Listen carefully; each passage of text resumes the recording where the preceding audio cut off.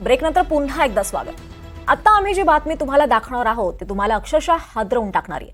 एवढंच नाही तर तुमच्या श्रद्धेला, तुमच्या विश्वासाला धक्का देणारी बातमी आहे। मुंबईतल्या प्रभादेवी मधल्या सिद्धिविनायक गणपती मंदिरात भाविकांना हादरवून टाकणारा प्रकार घडलाय।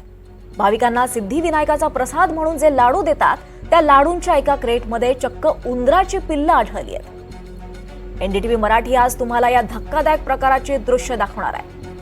तुम्ही दृश्यांमध्ये पाहताय ते सिद्धिविनायकाचा प्रसाद असलेल्या लाडूंचे क्रेट्स आहेत आणि या क्रेट्समध्ये उंदराची पिल्लं दिसतायत। याचाच अर्थ या लाडूंच्या क्रेट्समध्ये उंदरांचा सर्रास वावर आहे।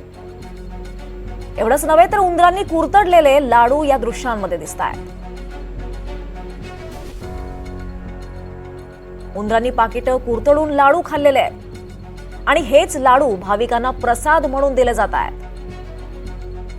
सिद्धिविनायक मंदिर प्रशासनाचा भाविकांच्या आरोग्याशी अक्षरशः खेळ सुरू आहे, तर दुसरीकडे या प्रकारामुळे भाविकांच्या श्रद्धेलाही धक्का लागलाय।